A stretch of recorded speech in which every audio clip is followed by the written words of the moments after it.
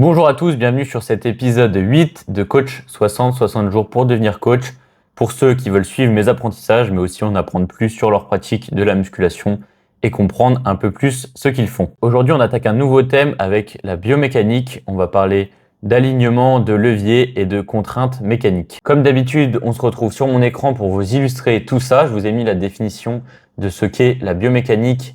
C'est l'analyse des mouvements du corps humain et les forces comme la gravité, par exemple les poids qu'on va utiliser, les muscles et les articulations qui les génèrent, influencent ou limitent. Elle permet de comprendre, optimiser la performance et prévenir les blessures.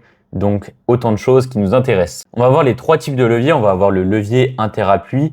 Celui-ci, on va avoir le point d'appui qui va être entre la résistance et la force. Je vais vous illustrer ça avec des exemples juste après, ne vous inquiétez pas. On va avoir ensuite les leviers interrésistants. On va avoir la résistance, la charge qui va être entre le point d'appui et la force. Et le troisième et dernier type de levier, on va avoir la force qui va être au milieu de la résistance et de notre point d'appui. Donc concrètement, ça se représente comment? Le levier interappui, on va avoir par exemple l'extension nuque, on va avoir ce muscle-ci qui va travailler, on va avoir un point d'appui à peu près ici et ce qui va nous lester, ça va être notre tête.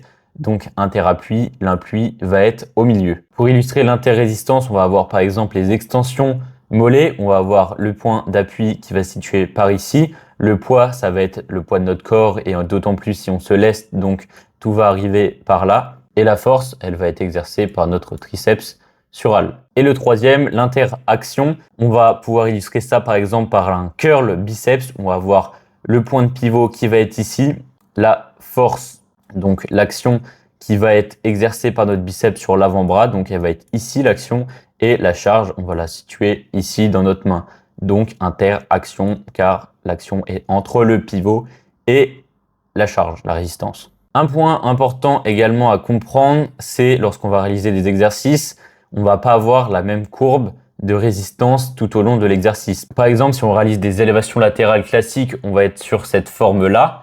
En fait, au début du mouvement, on va avoir aucune résistance parce que notre bras, l'haltère, elle va pendre. Et plus on va monter, plus la résistance va être maximale et elle va être maximale lorsqu'on va arriver en haut du mouvement pour le pic de contraction. Prenons maintenant un exercice où la résistance va être descendante, par exemple le tirage vertical. Le plus dur, ça va être d'engager le mouvement, mais quand on va arriver ici, on va se rapprocher du corps et on va avoir davantage de force notamment. On refera un focus par la suite sur tout ça, vous inquiétez pas, on va revenir sur les exercices que je vous présente en tant qu'exemple, ça va le faire. On a également des exercices comme par exemple le curl biceps. Lorsqu'on va être en bas, on va avoir presque aucune tension et plus on va lever notre bras, plus ça va être compliqué. La force exercée va être maximale au milieu du mouvement et après quand on va remonter, ça va être un peu plus facile parce que notre bras, il va être près de notre corps. Une notion très importante qu'on va aborder maintenant, ça va être la notion d'alignement. Alors qu'est-ce que ça signifie? Vous voyez là un schéma qui illustre bien ça, même s'il est dur de trouver des schémas sur ce thème-là. On va avoir une petite dame qui est bien positionnée, ses articulations sont alignées de manière naturelle et en opposition on va avoir une petite dame qui a mal partout parce qu'elle se positionne n'importe comment, c'est normal. Cet alignement, il peut être assez intuitif, mais il va nécessiter un travail de connaissance de son corps, notamment en passant par la proprioception, vous savez, savoir bien gérer son corps dans l'espace, avoir un bon équilibre, etc. Et aussi travailler sur la mobilité. Lorsqu'on va faire des exercices de ce genre, ça va nous permettre d'en apprendre plus sur notre corps, de mieux savoir comment se placer sur les exercices, ce qui est essentiel pour ne pas se blesser, pour pouvoir durer sur le long terme, pour pouvoir avoir une bonne technique, pouvoir charger plus lourd, renforcer la surcharge progressive qu'on a évoquée hier et dont on a vu l'importance. Cet alignement va aussi dépendre de notre morphologie. C'est pour ça que prendre un coach qui a vu beaucoup de cas passer avant vous va lui permettre de savoir ce qui va être le plus approprié pour vous. Se filmer également, pouvoir corriger sa posture, se rendre compte de ce qui ne va pas et potentiellement, c'est autant de choses qu'il va falloir prendre en compte dans nos entraînements.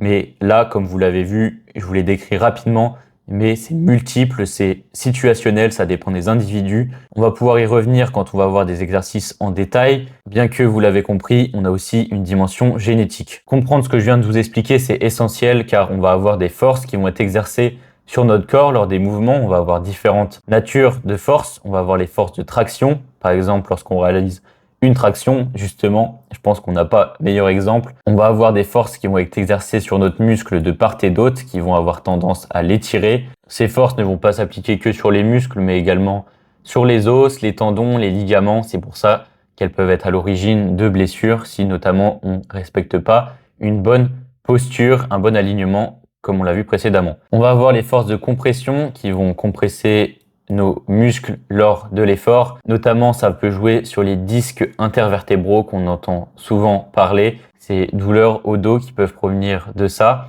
Par exemple, sur un squat, on va avoir ces forces qui vont être exercées. Compression de la barre sur les os, les muscles. On va avoir les forces de cisaillement également qui peuvent être à l'origine de grosses blessures comme les ligaments croisés par exemple.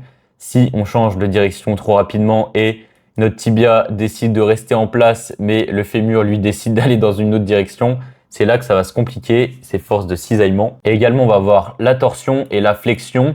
Par exemple, se tordre la cheville, c'est à l'origine d'une torsion, et la flexion.